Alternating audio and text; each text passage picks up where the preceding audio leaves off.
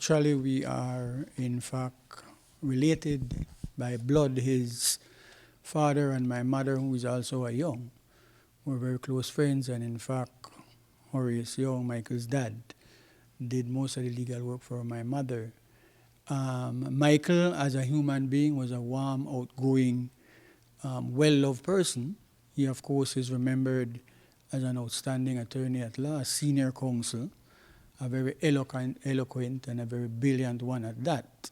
And in fact, even as I am speaking, I can tell you that the news has not really sunk in as yet among both myself and most of us who have known Michael, that it's hard to tell that he's really not here. It's a shocking piece of information we all received. In fact, one of the first person to text and tell me what was happening, I was in the Supreme Court, was Darrell Carter, who worked with Michael Young.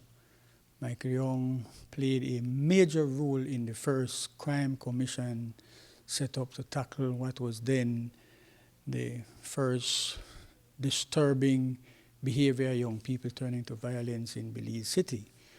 And he put in a work on that commission.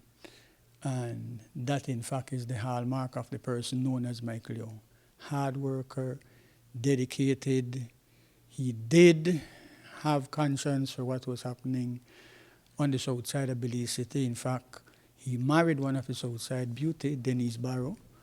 He, in fact, lived on the south side, albeit at the Foreshore area where his dad had a property.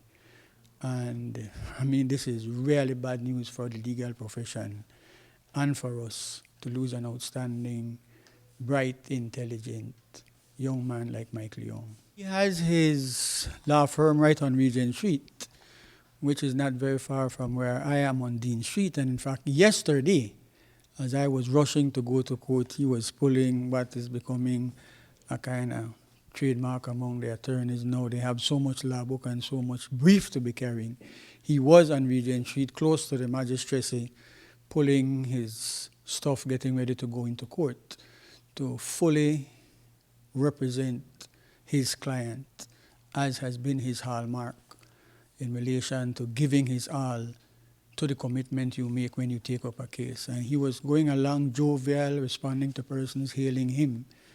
And in fact, that is the man, walking to court, greeting people, almost like his dad. As a young boy, I remember Horace Young walking Regent Street as an attorney and stopping and speaking to the so-called ordinary man on the street as well. So as recent as yesterday, he was in fact practicing his profession.